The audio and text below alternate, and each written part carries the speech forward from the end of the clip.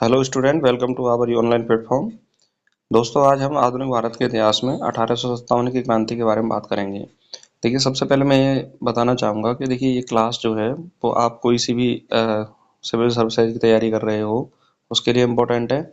और स्पेशली हमने इस क्लास को आरपीएससी फर्स्ट ग्रेड जो लेक्चरर स्कूल लेक्चरर एग्जाम है सेकंड पेपर, उसमें हिस्ट्री का जो टॉपिक है उसके अनुसार इसको बनाया है। तो ऐसा नहीं है कि भाई केवल वही स्टूडेंट इस क्लास को ले सकते हैं।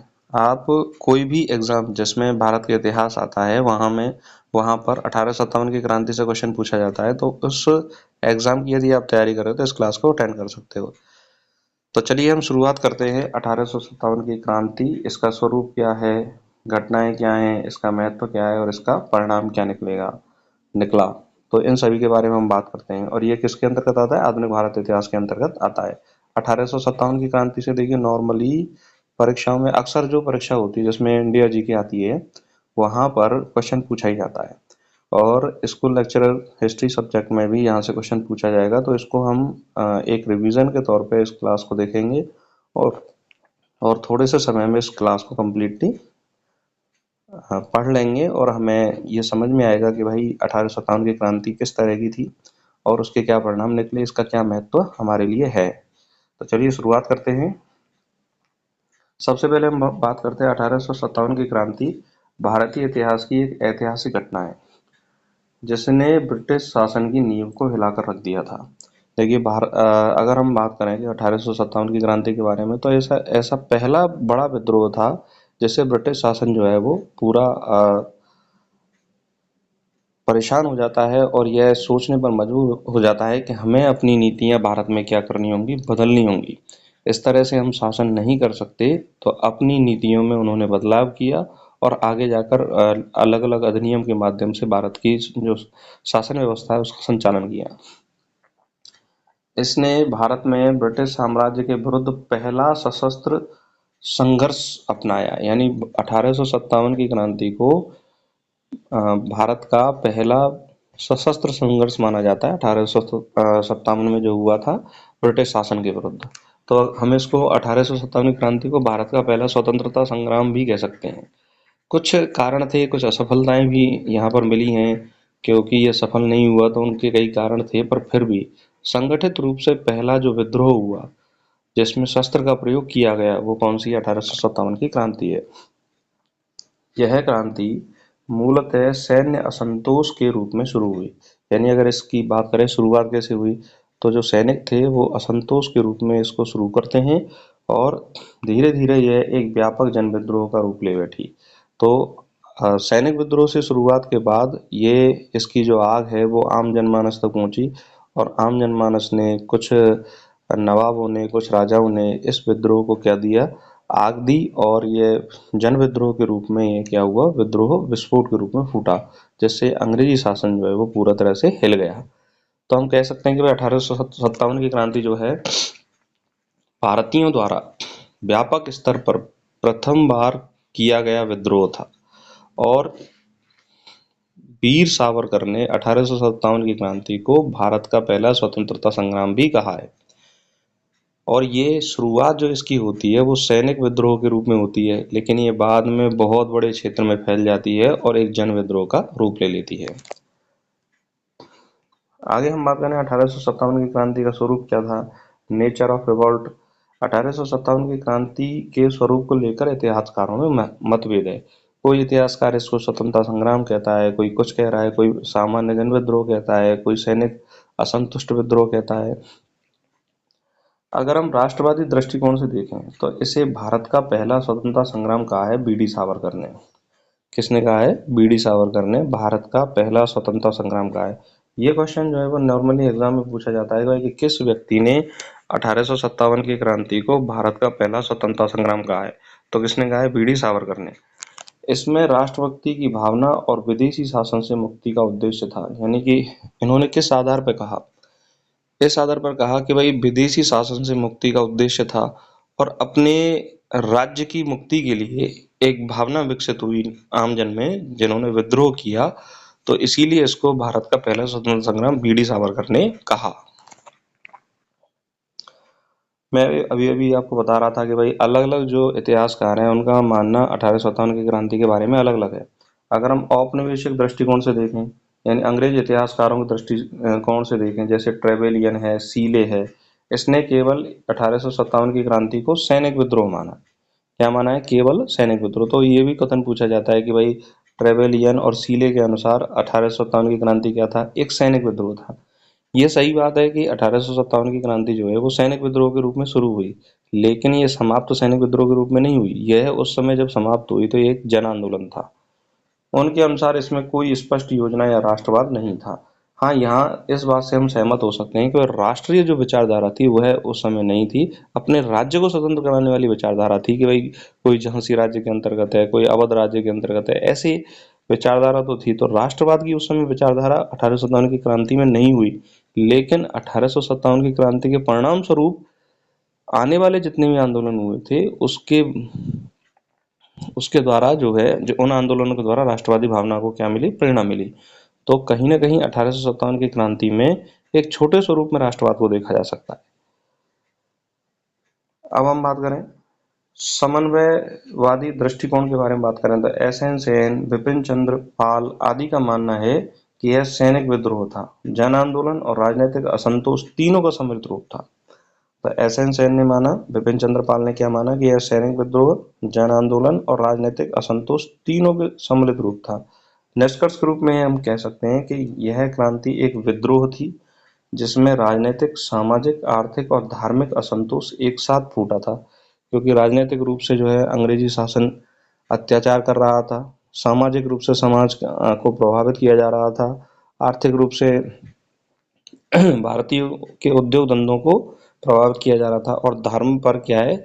आघात किया जा रहा था। मिशनरी जो थे अपने धर्म को फैला रहे थे, धर्मांतरण किया जा रहा था। तो उस असंतोष के कारण जो है 1857 की क्रांति शुरू हो जाती है।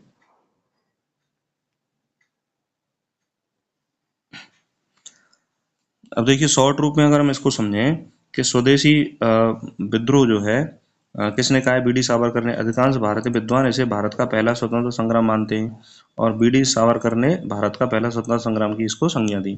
सैनिक विद्रोह किसने माना है? अंग्रेज इतिहासकारों ने केवल इसे सैनिक विद्रोह माना है, और क्योंकि इसकी शुरुआत मेरठ के सैनिकों से हुई थी। धार्मिक विद्रोह के बारे में बात करें तो कुछ विद्वान इसे धार्मिक असंतोष से प्रेरित मानते हैं। विशेषकर उस समय जो चर्बी वाले जो कारतूस थे, गाय और सूअर की चर्बी वाले कारतूस, उनके प्रयोग के कारण जो सैनिकों में असंतोष फैला था, तो उसके आधार पर इसे धार्मिक विद्रोह मानते हैं। जन विद्रोह, इस विद्रोह में किसानों ने, जमींदारों ने, सैनिकों ने और जनता की सहभागिता, जो आम जनता थी उसकी सहभागिता हुई। किसानों ने भाग लिया, जमींदारों ने भाग लिया, सैनिकों ने भाग लिया, तो इसीलिए इसे एक जन विद्रोह कहा गया। शॉर्ट में बोले तो ये एक सामाजिक, राजनीतिक, धार्मिक और सैनिक विद्रोह था। इन सभी का सम्मिलित रूप था, क्योंकि इसमें समाज ने भी भाग लिया, राजनीतिक रूप से भी भाग लिया गया, और धार्मिक असंतोष के कारण भी ये विद्रोह हुआ, सैनिक असंतोष के कारण भी ये विद्रोह हुआ। तो इन सभी का मिला जुला रूप था 1857 की क्रांति। अब हम बात करें भाई 1857 की क्रांति के कारण क्या है, तो सबसे पहला कारण है राजनीतिक कारण। देखिए लॉर्ड डलहौजी ने लैप्स, डॉक्ट्रिन ऑफ लैप्स, यानी कि हड़प नीति को अपनाया, और हड़प नीति के अंतर्गत जिन राजाओं के उत्तराधिकारी नहीं थे उनके राज्य ब्रिटिश साम्राज्य में मिला दिए गए, जैसे झांसी, सतारा, नागपुर। और गोद लेने पर क्या किया गया? मना कर दिया गया कि भाई आप किसी बालक को गोद नहीं ले सकते। तो ये एक तरह से अंग्रेजों की ऐसी भावना को प्रदर्शित करता है कि जबरदस्ती राज्यों को हड़पना और उन पर राज करना। मुगल सम्राट और नवाबों की सत्ता को समाप्त करने के कारण भी 1857 की क्रांति शुरू होती है। बहादुर शाह जफर को दिल्ली के लाल किले से हटा दिया गया और नवाबों की जो सत्ता थी उसको समाप्त कर दिया गया। अवध, कर्नाटक, तंजौर आदि राज्यों को हड़प लिया गया। तो हड़प नीति के कारण और मुगल सम्राट और नवाबों की सत्ता समाप्त करने के कारण 1857 की क्रांति की क्या होती है? शुरुआत होती है। आर्थिक कारणों के बारे में बात करें तो कृषकों का शोषण, यानी अंग्रेजों ने, ईस्ट इंडिया कंपनी ने जब भारत पर शासन किया तो उस तरह की नीतियां अपनाई कि किसानों पर लगातार क्या कर रहे थे? वो शोषण कर रहे थे। इस तरह से भारी टैक्स लगा दिया गया। जमींदारी प्रथा से किसान जो है वो परेशान हो गए। दस्तकारों का नाश, अंग्रेजी मशीनों ने भारतीय कुटीर उद्योगों को क्या कर दिया? तबाह कर दिया। तो अंग्रेजी मशीन का जो कपड़ा था वो अच्छी क्वालिटी का आने लगा और भारतीय कुटीर उद्योग का जो कपड़ा है उतना अच्छा बेहतर नहीं हुआ। तो जिससे भारतीय कुटीर उद्योग क्या हो गया, नष्ट हो गया और अंग्रेजी अंग्रेजी जो कपड़ा था वो यहाँ पर मार्केट में बिकने लग गया। व्यापारिक एकाधिकार, अंग्रेजों द्वारा व्यापार पर नियंत्रण कर लिया गया। तो उस असंतोष के कारण भी क्या होता है, 1857 की क्रांति शुरू होती है। सामाजिक एवं धार्मिक कारणों के बारे में बात करें तो धार्मिक हस्तक्षेप की भावना। देखिए, धार्मिक हस्तक्षेप की भावना के तहत जो ईसाई मिशनरी थे उन्होंने ईसाई धर्म का प्रचार किया और भारत में धर्मांतरण करवाया। अंग्रेजों ने सती प्रथा, बाल विवाह पर कानून बनाए। यानी देखिए, वैसे तो ये समाज के सुधार के लिए थे, लेकिन उस समय के भारतीय समाज ने ये सोचा कि भाई हमारे समाज को ये क्या कर रहे हैं, प्रभावित कर रहे हैं, हमारी रीति और परंपराओं को रोक रहे हैं। तो इसीलिए अंग्रेजों के प्रति क्या आ गया, असंतोष आ गया। तो समाज सुधारों को हिंदू संस्कृति पर हमला माना गया। जातीय परंपराओं का ह्रास किया गया, अंग्रेजों ने जातीय परंपराओं को खत्म करने का प्रयास किया। तो फिर लोगों में ये भावना व्याप्त हो गई कि हमारे समाज को क्या करना है, प्रभावित कर रहे हैं और हमारे समाज को तोड़ना चाहते हैं। तो उसके कारण भी 1857 की क्रांति शुरू होती है। सैनिक कारणों के बारे में बात करें तो सैनिक कारण जो है वो तात्कालिक कारण थे। भारतीय और अंग्रेज सैनिकों में भारी असमानता थी।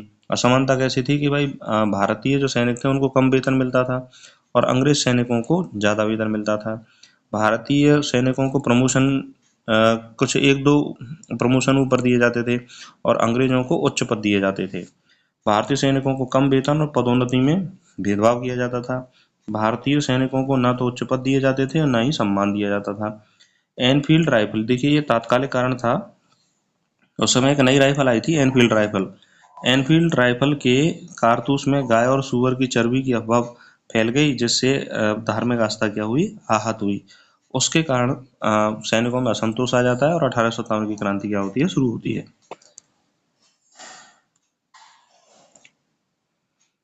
अब देखिए, 1857 की क्रांति की प्रमुख घटनाओं के बारे में बात करते हैं। तो सबसे पहले बैरकपुर में 29 मार्च 1857 को मंगल पांडे ने विद्रोह किया। तो 1857 की क्रांति बैरकपुर छावनी से होती है और प्रथम क्रांतिकारी कौन बनता है, मंगल पांडे, 29 मार्च 1857 को। फिर मेरठ में 10 मई 1857 को सैनिकों ने विद्रोह कर दिया और दिल्ली की ओर कूच किया। फिर दिल्ली में 11 मई को ये दिल्ली पहुंच जाते हैं। 11 मई 1857 को बहादुर शाह जफर को क्रांति का नेता घोषित कर दिया गया और उनके नेतृत्व में 1857 की क्रांति को संचालित किया गया। और कानपुर में नाना साहेब और तात्या टोपे ने 1857 की क्रांति का नेतृत्व किया। तो देखिए, बैरकपुर में, मेरठ में, दिल्ली में, कानपुर में ये क्या 1857 की क्रांति फैलती है। आगे हम बात करें, झांसी में रानी लक्ष्मीबाई ने अंग्रेजों से युद्ध किया और उन्होंने कहा मैं अपनी झांसी नहीं दूंगी, क्योंकि लॉर्ड डलहौजी ने झांसी को हड़प नीति के तहत क्या कर लिया, अपने शासन में मिला लिया। लखनऊ में बेगम हजरत महल ने 1857 की क्रांति का नेतृत्व किया। बिहार में कुंवर सिंह ने 1857 की क्रांति का नेतृत्व किया और कुंवर सिंह का जो उदाहरण है वो बहुत इंपॉर्टेंट है कि कुंवर सिंह ने बुजुर्ग होते हुए भी अंग्रेजों का एक सफल प्रतिरोध किया था। और ग्वालियर में रानी लक्ष्मीबाई और तात्या टोपे वीरगति को प्राप्त होते हैं 1857 की क्रांति के दौरान।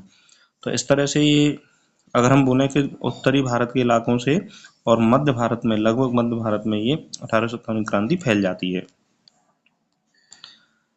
अब हम बात करें 1857 की क्रांति के प्रमुख नेता कौन कौन से हैं। तो दिल्ली में 1857 की क्रांति का नेतृत्व कौन करते हैं, बहादुर शाह जफर। यहाँ से देखिए क्वेश्चन पूछा जाता है, इंपॉर्टेंट है। और कानपुर में नाना साहेब, झांसी में रानी लक्ष्मीबाई, ग्वालियर में तात्या टोपे, बिहार में बाबू कुंवर सिंह, लखनऊ में बेगम हजरत महल और फैजाबाद में मौलवी अहमदुल्ला ने 1857 की क्रांति का नेतृत्व किया। एक बार दोबारा सुनिए, दिल्ली में बहादुर शाह जफर, कानपुर में नाना साहेब, झांसी में रानी लक्ष्मीबाई, ग्वालियर में तात्या टोपे, बिहार में कुंवर सिंह और लखनऊ में बेगम हजरत महल और फैजाबाद में मौलवी अहमदुल्ला ने 1857 की क्रांति का नेतृत्व किया। अब हम बात करते हैं 1857 की क्रांति की असफलता के कारण। भाई क्या क्या कारण रहे कि वह असफल हो गई।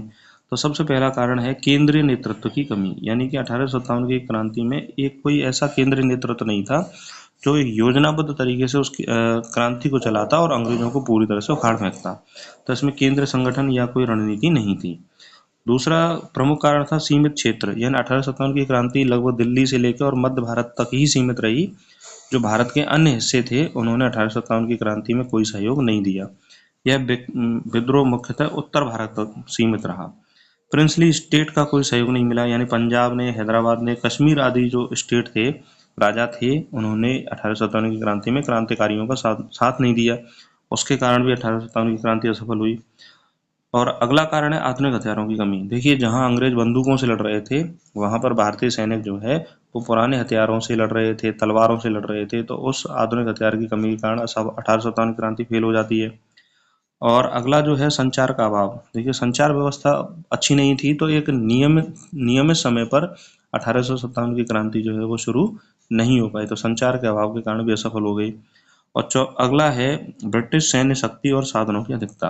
तो ब्रिटिश सेना के पास आधुनिक हथियार थे, अच्छे साधन थे, और अलग अलग समय पर उनको टाइम मिल गया कि भाई अलग अलग समय पर 1857 क्रांति को दबाने का, तो उन्होंने 1857 की क्रांति का सफल विरोध करके उसको दबा दिया।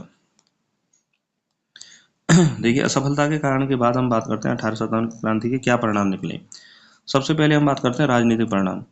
राजनीतिक परिणाम में 1857 की क्रांति जब होती है तो अंग्रेज शासन की नींव मिल जाती है। अंग्रेज सोचने पर मजबूर हो जाते हैं कि भाई अब भारत पर शासन करना इतना आसान नहीं है, तो ईस्ट इंडिया कंपनी का शासन हटाया जाता है और भारतीय जो उपनिवेश है उसको ब्रिटिश क्राउन के अधीन लाया जाता है।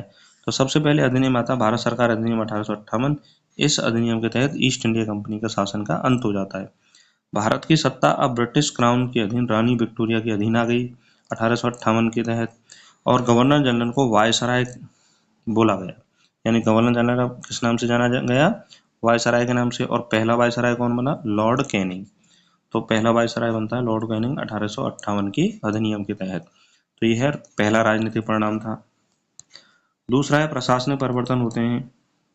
प्रशासनिक परिवर्तन, भारतीयों को प्रशासन में कुछ स्थान देने की बात कही गई, परंतु उनके जो प्रशासन के जो अधिकार थे वो सीमित रखे गए। और अंग्रेजों ने फूट डालो राज करो की नीति को सक्रिय किया, यानी अब अंग्रेज समझ गए कि भाई यदि भारतीय लोग इकट्ठे रहेंगे तो हम शासन नहीं कर पाएंगे, तो इनमें फूट डालते हैं और हम राज करते हैं। तो इस नीति का अनुसरण अंग्रेजों ने किया और आगे जाकर ये काफ़ी सफल भी रहे।